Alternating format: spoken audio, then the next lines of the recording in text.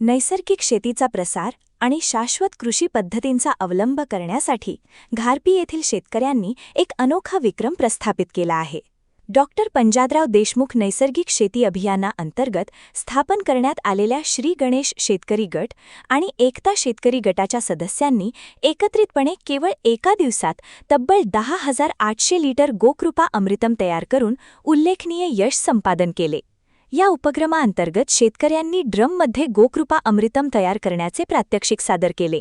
तसेच नैसर्गिक कीड नियंत्रणासाठी उपयुक्त असलेल्या दशपर्णी अर्क निर्मिती व बीज प्रक्रिया तंत्रज्ञानाचे सविस्तर प्रात्यक्षिकही करण्यात आले. या प्रात्यक्षिकांमुळे उपस्थित शेतकऱ्यांना नैसर्गिक शेतीच्या विविध तंत्रांची प्रत्यक्ष माहिती मिळाली. सदर उपक्रमासाठी आवश्यक असलेल्या निविष्ठांचा पुरवठा कोकण श्री ग्राम शेतकरी कंपनी यांनी केला. काळा गूळ, ताक यांसारख्या साहित्याचा वापर करून नैसर्गिक शेतीसाठी उपयुक्त घटक तयार करण्यात आले. कार्यक्रमास तालुका कृषी अधिकारी श्री गोरे, मंडळ कृषी अधिकारी युवराज भुईमर, उपकृषी अधिकारी मनाली परब, बीटीएम मीनल परब तसेच सहाय्यक कृषी अधिकारी मिलिंद निकम यांची प्रमुख उपस्थिती लाभली. उपस्थित अधिकाऱ्यांनी शेतकऱ्यांच्या सामूहिक प्रयत्नांचे कौतुक करत नैसर्गिक शेतीचा विस्तार करण्याचे आवाहन केले. विशेष म्हणजे सेंद्रिय गट व पाणी फाउंडेशनच्या गटशेती संकल्पनेतून साकारलेल्या या उपक्रमामुळे सामूहिक श्रम, नियोजन आणि नैसर्गिक शेतीविषयीची बांधिलकी अधोरेखित झाली. गोकृपा अमृतम बरोबरच मोठ्या प्रमाणात दशपर्णी अर्काची निर्मिती करून घारपी येथील शेतकऱ्यांनी नैसर्गिक शेतीच्या चळवळीला नवी ऊर्जा दिली आहे.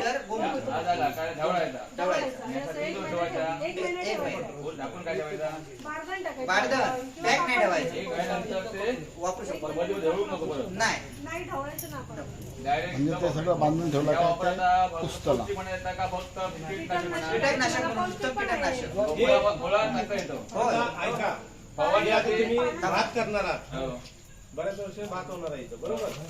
त्याच्यात निळे भोंगेरे येतात, पुन्हा तुडतुडे येतात किंवा ह्याचे किडी येतात. हे फवारणी करायची 15 लिटर मध्ये 1 लिटर. हा 15 लिटर फवारणी करायची. मुळं बोलून आपण हे पूर्ण लागवड करतो. 15 लिटर किती मुळं बोलून 1 लिटर. आणि सुपारीला, काजूला मुळा वाटे देऊ शकता, स्प्रे करू शकता.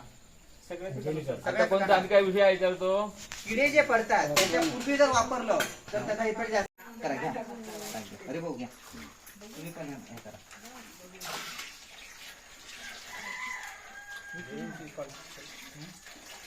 खूप फायदा आहे.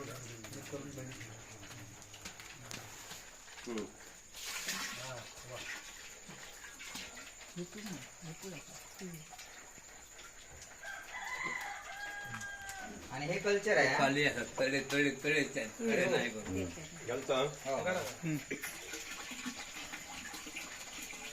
त्याच्यात घालायचं अरे भाऊ आता त्या ड्रमात त्यातून घाल. ह्याच्यात घातला ह्याच्यात घाला. एकाच 2 पकेट घालायची.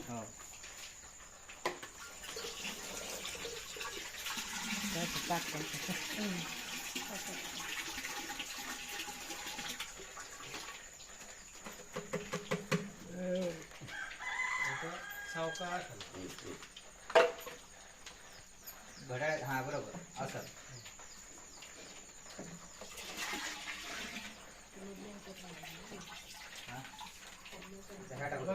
इकडे आहे तुम्ही ते टाका कल्चर ह्याच्यात मधले दोन्ही बाटले मधल्या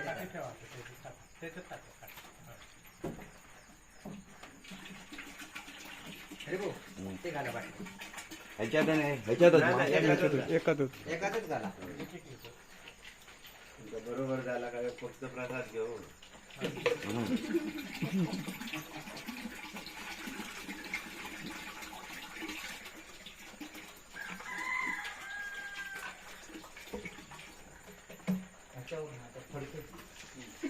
माणसाचं काम आपणच खरं म्हणायला आला काय आपणच प्रसाद ठेवायला मग ठेवली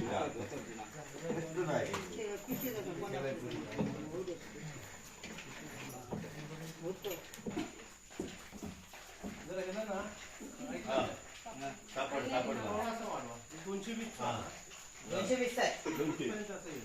थोडं पाणी वाढवा. साधारण 195 सर्व अधिकारी आमच्या छोट्याशा गावात येऊन आमच्या श्री गणेश सेंद्रिय गटाला भेट देऊन आज त्याने गोकृपा अमृत बनवायची कशी पद्धत आहे ते दाखवण्यासाठी आपण इथे सर्व शेतकरी गट जमले आहेत. त्याबद्दल तुमचे सर्व धन्यवाद करतो. आणि ही कृषी कशी करावी मी तुम्हाला सांगतो, त्याप्रमाणे आपण ती करावी अशी मी तुम्हाला विनंती करतो. तर आता प्रथम आपण सर्वांनी जे गुळ दिले आहे ते 2 लिटर आहे आणि जो आपला ड्रम आहे तो 200 लिटर पाण्याचा भरलेला आहे. त्याच्यातलं 5 लिटर पाणी कमी केलं पाहिजे, म्हणजे तो 195 लिटरचा होईल. त्याच्यामध्ये 2 लिटर गूळ, 2 लिटर ताक आणि 1 लिटर एक कल्चर म्हणजे विरजण ते आतमध्ये घातलं पाहिजे. आणि त्यानंतर ते एका काठीने जसं घड्याळाचा काटा फिरतो त्याप्रमाणे ते क्लॉकवाईज फिरवलं पाहिजे. असं एक 15 मिनिटात फिरवल्यानंतर त्याच्यावर एक गोंडपाट घालून झाकून ठेवलं पाहिजे. हे झाकण लावायचे नाही, गोंडपाट टाकलं पाहिजे. आणि नंतर संध्याकाळी परत 7 वाजता तसंच ती प्रोसेस परत ढवळलं पाहिजे. असं हे 7 ते 8 दिवस केलं पाहिजे. 8-10 दिवसानंतर हे तयार होणार आणि मग आपण ते आपल्या पिकासाठी जसं सांगितलं त्याप्रमाणे ते आपण वापर करू शकतो. धन्यवाद. गुळापासून सुरुवात. सगळ्यांनी गुळ घ्या. 2 किलो गुळ ड्रम मध्ये टाकायचा आहे पहिल्यांदा.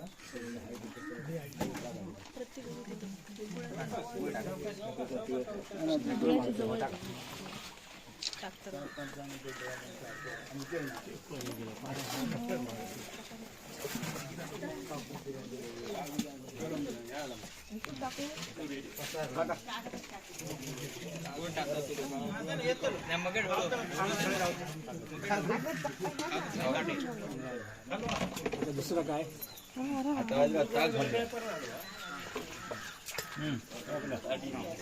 शक्यतो काय करायचं, बाटलीत याच्यातलंच पाणी घ्यायचं आणि तो पाणी आता बाकी सगळे बाहेर आहे. बाकी सगळे बाहेर आहे. तुम्ही एकट्यानेच टाका फक्त.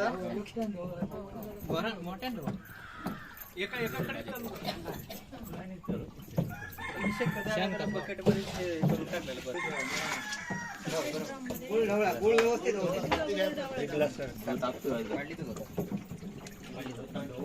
टाक नाही राहत बाकी काय होतं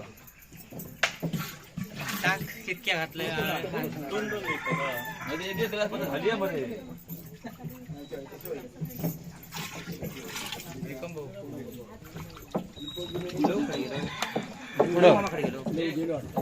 बाकीची या ना इकडे आता. रिकामी करून तिथेच ठेवा.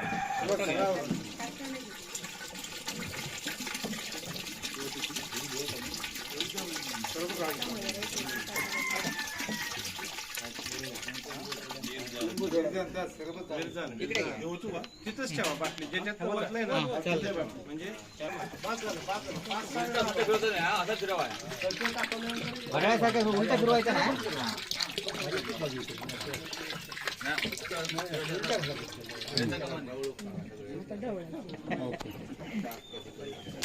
घालायचं झालं ढवळा. घड्याळाचा काटा फिरतो तसं. हो हे टाका, हे डबा टाका. ह्याच्यात टाकली का कोणी? एडिट करतो. फक्त ते पहिल्यांदा आनंद गावडे बोललेत ना हे ठेव. हे टाक. गावडे साहेब या इकडे. अध्यक्ष असं काय करतो काय गावाला आता एक तारीख टाकून ताकाचा प्रश्न मोठा होता. व्हिडिओ इकडे कर ना व्हिडिओ. सर हे बघा. तुम्हाला माहित आहे रासायनिक क्रिया कशा होतात आलं लक्षात. आणि त्या रासायनिक क्रिया झाल्यानंतर त्याचं अजून महत्व वाटतं आलं लक्षात. मग आपण जेवणामध्ये जमीन वगैरे खातो त्याचं काहीतरी महत्व असेल, पोट व्यवस्थित राहतं काय राहतं असं बरोबर आहे आलं लक्षात. त्यामुळं त्याच्यामध्ये जीवाणूंची संख्या असंख्य प्रमाणात आहे. त्या जीवाणू जमिनीमध्ये गेल्यानंतर ती जमीन भुसभुशीत होण्यामध्ये त्याची जी ऍक्टिव्हिटी होती म्हणजे त्याचं जे कार्य चालतं त्याच्यामुळे जे जमीन भुसभुशीत होते. त्या जमिनीमधील जे काही घटक असतात ते झाडाला मिळण्यासाठी मदत होते. हा त्यातला म्हणजे मेन उद्देश आहे. आणि दुसरं आपण रोज दुकानात जाऊन खतं आणायचं जरा कमी होईल आलं लक्षात. आणि तिथं आपण जर खताचा जो खर्च आपण वाचवला तर आपल्याला ते पैसे आपले सेव राहणार आपल्याकडे बरोबर आहे. आता आजकाल बघितलं तर शेती थोडंसं नैसर्गिक सगळ्या ह्याच्यावरती अवलंबून आहे. त्यामुळे अशा कंडिशन मध्ये आपण तरलो पाहिजे, शेती जगली पाहिजे, आपण जगलो पाहिजे बरोबर आहे. त्यामुळे शेतीवरचा खर्च कमीत कमी झाला पाहिजे बरोबर आहे. त्यामुळे खतं कमी घालायची आणि ह्याचा जास्तीत वापर करायचा. आपल्या कोकणामध्ये कसं आहे सेंद्रिय पदार्थ भरपूर उपलब्ध आहेत. म्हणजे पालापाचोळा झाडाचा पडलेला असेल तो गोळा करून जाळायचा नाही, लक्षात ठेवा. ते काजूच्या फांद्या वगैरे ठेक्या रोट्याच्या असतील बाकीचा जो पालापाचोळा आहे तो गोळा करायचा आणि झाडाच्या बुडामध्ये टाकायचा, त्याचं आच्छादन करायचं. ज्यावेळेस पावसाचा पिरियड वगैरे नसेल, पाण्याचा वगैरे पडेल त्यावेळेस तो मग तिथं ओलावा टिकून राहतो. आणि दुसरं महत्व ते पालापाचोळा जर कुजला तिथं गांडळांची संख्या वगैरे वाढते आणि तसंच सेंद्रिय पदार्थ पण त्या झाडाला मिळतो. त्यामुळं कोकणासारखं इतर भागामध्ये एवढी झाली नाही, एवढा पालापाचोळा मिळत नाही. त्यामुळे ते एक आपलं खतच आहे एक प्रकारचं, लक्षात असू दे. त्यामुळे तो शेतातला पालापाचोळा शेतामध्येच आपल्या झाडाच्या बुडामध्ये कुजवायचा, ही एक गोष्ट सगळ्यात महत्वाची घ्या लक्षात ठेवा. आणि हे टाकल्यानंतर आपण हे जेव्हा सोडतो ना त्याची क्रिया अजून फास्ट होईल कुजण्याची, आलं लक्षात. त्यामुळे त्याचं पण सेंद्रिय पदार्थ आपल्याला झाडाला मिळतो आणि तुमच्या उत्पादनामध्ये 100% मदत होईल, आलं लक्षात. ह्याच्यासोबतच आपण इतर कृषी उपकरणांना पण देण्याचा मदत करत आहोत. अजून तुमच्यामध्ये काही आवश्यकता असेल कुठल्या अवजारांची असेल काय असेल, हा नाचणीचा पण प्रोजेक्ट आहे ना हो आपल्याला. सर, नाचणीचं. नाचणीचं बियाणं आपलं आलेलं आहे, तुम्हाला ते 1-2 दिवसामध्ये मिळून जाईल. ते पण तुम्ही त्याचा लाभ घ्यावा, व्यवस्थित करा. तुमचं काय असेल तर रेकॉर्ड व्यवस्थित चांगल्या पद्धतीने मेंटेन करा. गट करा, महत्वाचं गट केलं तर आम्हाला तुमच्यापर्यंत पोहोचायला अतिशय सोपं जातं, आलं लक्षात. आणि गट केल्यानंतर तुमची ताकद वाढते, लक्षात असू द्या. आपले काय अंतर्गत वाद असतील ते तेवढं पण तुम्ही विसरून जावं, काय नसतंय. शेवटी आपल्याला हिथंच कमवायचं यांचं ते सगळं घालवायचं. त्यामुळे डोक्यातील राग कमी करायचा, आनंद.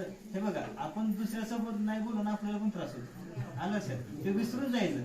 एक दिवस तुम्ही नाही बोलत पण दुसऱ्या दिवशी आपल्याला करमत नाही, आपलं पण मित्र मैत्रीण असेल, आलं लक्षात. त्यामुळे सगळं वाद विसरायचं, एकत्र व्हा, आम्ही तुमच्या सोबत आहे. धन्यवाद. सर्वांना सांगू इच्छिते की जसं आपण हे गोकृपामृत तयार करतोय, तसं दशपर्णी अर्क करतोय, तसं जीवामृत हा सुद्धा एक विषय आहे आपल्याकडे. तो सुद्धा आपल्याला इथे पुढे ऍड करायचा आहे प्रशिक्षणामध्ये. कारण या तिन्ही गोष्टी आपल्याला जो आपण पंजाबराव देशमुख नैसर्गिक शेती गट एवढ्या वेळा आपण केलेला आहे. आपल्याला जे काय त्याच्या अनुदानातून आपण ड्रम खरेदी केली असेल, गुळ खरेदी केली असेल, तर ते देखील जीवामृत देखील आपल्याला तेवढंच महत्वाचं आहे. तिन्ही गोष्टींचा आपण वापर आपल्या शेतीमध्ये करणं गरजेचं आहे. सर बोलले की आपल्याकडचा जो फणस आहे खरंच वाया जातो. रसाळ फणस म्हटला, कापा फणस आणि खाण्यासाठी वगैरे बऱ्यापैकी आपण वापरतो, पण रसाळ फणस म्हटला की झाडावरून काढण्याची पण आपण कधी कधी तसदी घेत नाही आणि तो खाली पडून त्याच्यामुळे मच्छर म्हणेल किंवा किरम आपण जे म्हणतो ते होतात आणि त्याचा सर्वांना त्रास होतो. तर तो जर कच्चा म्हणजे पिकण्याच्या आधी जी अवस्था आहे, पिकायला सुरुवात झाला की तो मऊ पडायला सुरू होतो. एकदा मऊ झाला की तळताना तुम्हाला माहितीच आहे लवकर तो होणार नाही. आणि जर खडखडीत करायचं म्हटला, वेपर्स आपण कधी करतो, आता आपण करतो म्हणून आपल्याला माहिती वेपर्स काय आवाज यायला पाहिजे, खळखळ आवाज हा कधी येणार जर तो त्यात पाण्याचा अंश कमी असला तरच येणार. आणि रसाळ लगेच पिकायला घेतो, म्हणून सुरुवात होतो आणि त्याच्यात पाण्याचं प्रमाण वाढतं. म्हणून अगदी कच्च्या अवस्थेमध्ये भाजी करतो आपण, फणसाची शाक म्हणतो, भाजी करतो, त्याच्यात थोडे दिवस नंतरचा हा मधला टप्पा तुम्हाला बऱ्यापैकी माहिती असतो. वरचा जो फणसाचा काटा आहे ते बघून तुम्ही ओळखतात फणस कधी पिकणार आहे, तर तयार होणार आहे हे आपल्याला समजतं. त्या अंदाजाने आपण तो फणस काढून त्याचे गरे करणं महत्त्वाचं. सर्वात कठीण विषय काय असतो गरे करण्यामध्ये, केळा वेपर्स वगैरे काय असतात, स्लायसर घेतला, स्लाइस मारले, विषय संपला. ह्याच्यामध्ये तसं आहे का? आपल्याला ते एका ह्याच्यामध्ये कट करा. आधी पहिल्यांदा आटी काढावी लागते, म्हणजे गोटी म्हणतो आपण, ती आटी काढावी लागते. तो सगळ्यात कंटाळवाणा प्रकार आहे. आणि नंतर म्हणजे ते एकाच ह्याच्यामध्ये कट करणं, हाच सगळ्यात जो विषय आहे. कटिंग एका साईज मध्ये आली तर चांगला वाटतो खाण्यासाठी. मग त्याच्यासाठी आपण साहेब बोलले की आपण आत्मामधून गटात अंतर्गत आपण प्रयत्न करूया की ती मशीन घेण्यासाठी. म्हणून आता जशी बनाना वेपर्स साठी जी आहे किंवा बटाट्यासाठी आहे त्याच्यापेक्षा ती वेगळी असते, कारण ह्याच्यामध्ये जी आटी आहे ती वेगळी करायला पाहिजे. त्यानंतर ते एका स्लाइस मध्ये उभे कट होणं गरजेचं असतं. तर त्यासाठी आपण प्रयत्न करू नक्की. आपला सगळ्यांचा प्रस्ताव इकडचे जे काय गट आहेत, आपली कंपनी आहे त्याच्या मार्फत प्रयत्न करूया. साहेबांची आम्ही मदत घेऊ आणि शिफारस करायला लावू पुढे. आणि जर झालं तर खरंच खूप चांगलं होईल. आणि आपले हे गट मार्केटिंगसाठी आपली शेतकरी कंपनी आहे, आपले कंपनीचे सचिव सर आहेत, त्या सगळ्यांचा वापर करून आपण एखादा लोगो करून कंपनी थ्रू मार्केटिंगची पण काहीतरी व्यवस्था करू. कारण मागणी जास्त आहे, पण आपण तिथे पोचणं पण आणि करणं पण खूप गरजेचं आहे. तर त्यासाठी मशिनरीचा आपण काय तजवीज होते तर तो प्रयत्न करूया. पण तुम्ही घरगुती जे बनवतात कढईमध्ये ते थांबू नका. त्याला थोडे दिवस कष्ट पडेल मशीन येईपर्यंत, पण स्वतः ते कट करून वगैरे करण्याचा प्रयत्न करा. तर जास्त वेळ न घेता आता आपण जे काय डेमो करायचं आहे त्याच्याकडे बोलूया. आपण बराच वेळ थांबूया. धन्यवाद. शिजवून भात मातीच्या मडक्यामध्ये ठेवून तो मातीमध्ये गाडून 7 दिवस ठेवायचा. 7व्या दिवशी तो भात काढायचा आणि त्याच्यामध्ये पाणी टाकून त्याचा तेल तयार करायचं, ते फवारणी करायचं. 5 किलो ठेवलं तर 10 लिटर पाणी टाकून फवारणी करायचं. या गोष्टी छोट्या आहेत पण हे खूप महत्वाच्या आहेत. आता तुम्हाला मॅडमने सांगितलं त्याच्यामुळे पाळं वगैरे चांगले येतात, न्यूट्रिएंट भेटतात, सगळे मायक्रो न्यूट्रिएंट झाडाला लागतात. ही सगळ्या प्रकारची ते भेटतात. तुम्ही जसं सांगितलं ना ते पटकन पडते शेतकऱ्यांना. आम्ही सांगितलं त्याला तुम्ही जसं स्वतः अनुभव घेतलेला आहे ना, म्हणून आम्ही म्हणतो की तुम्ही बोलता. आता तुम्हाला मॅडम गोकृपामृत सांगितलं, बरोबर बरोबर. दशपटाने सांगितलं गोकृपामृतम, अमृतम आहे हा ते. तर याच्यामध्ये आता मॅडमने माझ्या चांगल्या प्रकारे तुम्हाला सांगितलं. त्याच्यामध्ये 4 महत्वाच्या गोष्टी आहेत. हे गोकृपामृतम म्हणजे काय, याच्यात ना शेण लागत आहे ना तुमचं, परंतु आपण काय वापरत आहोत, ताक वापरत आहोत. ताकाचा फायदा बॅक्टेरिया असतात. त्या बॅक्टेरिया काय करतात, जे तुमचं जे झाड आहे महत्वाचं काम आपण कशासाठी, पोटासाठी करतो. झाडांचं पोटाचं काम म्हणजे झाडाचे अन्न बनवतात. फोटोसिंथेसिस ऍक्टिव्हिटी असते ती, इंग्लिश मध्ये तो शब्द आहे. म्हणजे शरीरात अन्न तयार करण्याचं काम, महत्वाचं काम हे ताक करत असतं. समजलं. म्हणून हे गोकृपामृत जे आहे हे 7 दिवस ठेवायचं आहे. 7 दिवसामध्ये त्याच्यामध्ये आपण जास्त काय वापरत नाही, फक्त काय वापरतो, पाणी. जर तुमचा 220 लिटरचा ड्रम आहे, साधारणतः आपल्याला 200 लिटर बनवायचं असेल तर 195 लिटर पाणी घ्यायचं. किती घ्यायचं, आणि 5 लिटर जे आहे त्याच्यामध्ये काय काय येतं, 2 किलो गुळ, काळं गुळ, लाल गुळ नाही, काळं गुळ वापरायचं, सेंद्रिय गुळ. त्याच्यानंतर 2 लिटर ताक वापरायचं. आपलं जे गावठी गाईचं असतं ते सगळ्यात भारी ते वापरायचं. आणि 1 लिटर कल्चर, जे जे मॅडमने मला सांगितलं, जे वीर गाईचे संस्थापक जे आहेत म्हणजे त्यांनी अखंड संशोधन केलं, त्याच्यातनं ते 1 लिटरचे, आता तुम्हाला जी बॉटल दिसेल ती जरी एवढी छोटी दिसली असेल किंवा त्यांनी जे भरपूर त्यांच्या 30-35 वर्ष संशोधनानंतर त्यांनी ती बनवलेली आहे, तर ते 1 लिटर वापरणार. एवढे 5 लिटर होतं आपलं कल्चर. म्हणून ते 200 लिटरचं कल्चर तयार होतं. हे 200 लिटरचं कल्चर तयार झाल्यानंतर तुम्ही कुठल्याही झाडांना म्हणजे भात असो, नाचणी असो, तुमची सुपारी असो, काजू असो, काजूला रोटा लागत असेल, तुमच्या सुपारीची फळगळ असो, प्रत्येक झाडावर वापरू शकता. तुम्ही वापरताना एक पद्धत आहे, एक तर मुळा वाटे वापरू शकतो किंवा स्प्रेने वापरू शकतो.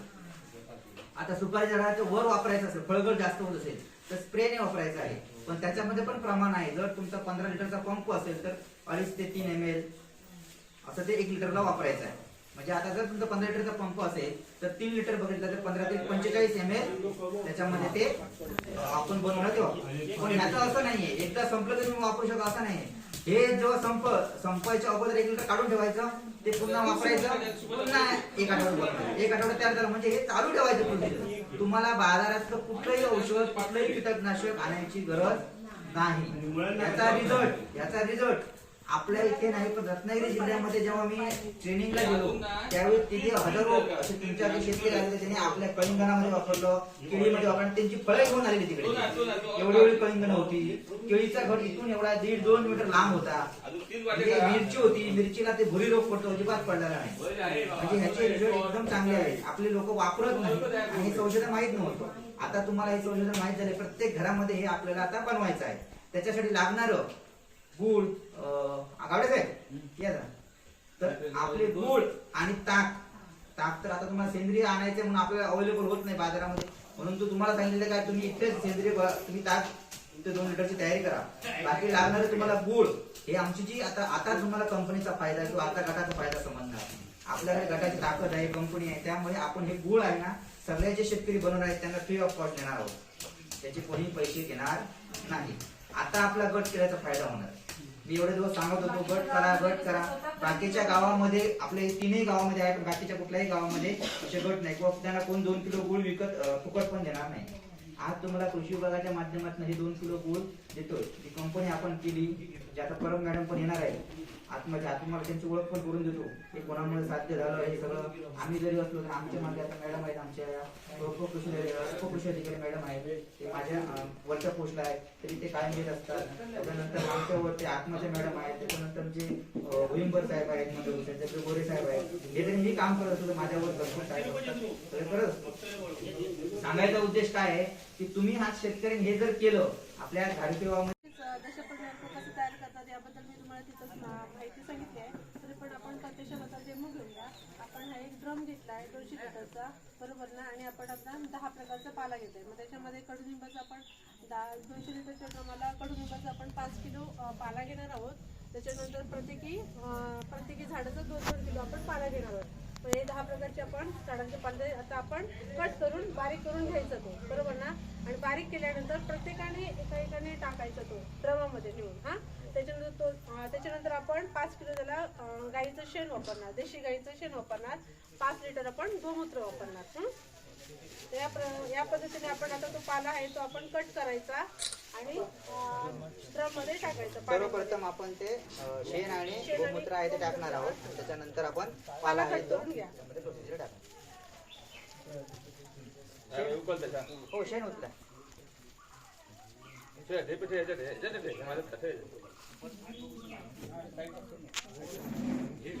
शेण टाकायचं.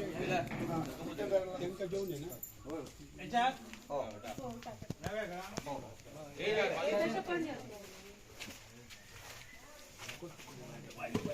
होय तो काय आपण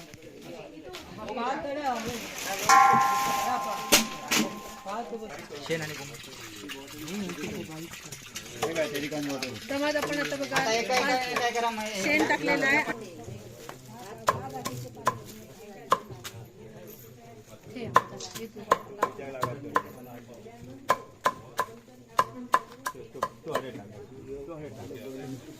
दशपर्णी फायदे माहिती आहे तुम्हाला, मगाशी सांगितलं ना.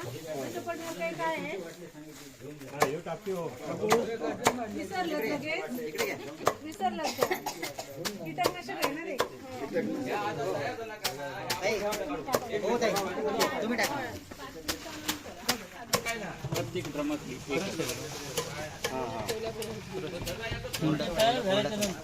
7 दिवसानंतर नंतर मग हे जराशी प्रोसिजर करायची.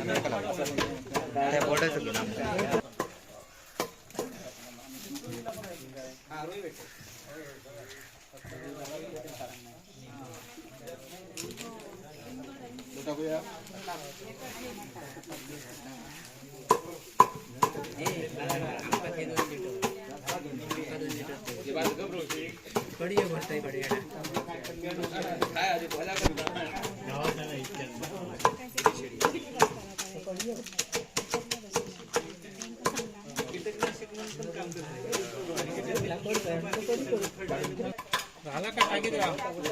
कॅमेऱ्यात घ्या, कॅमेऱ्यात घ्या. कट करा.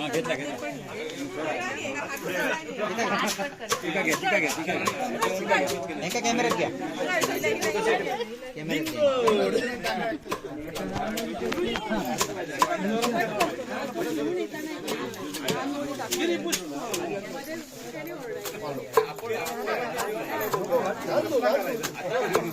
तयार करत असता तयार करू. 5 मिनिटात केलं.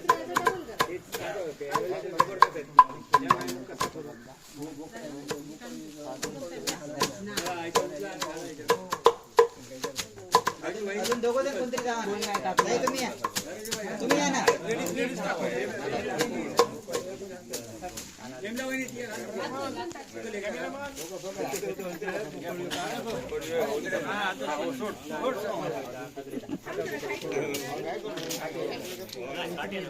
हो,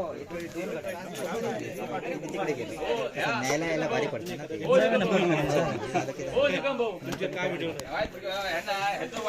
प्रॅक्टिकली आता हे जे आपण दशपर्णी अर्क बनवलेला आहे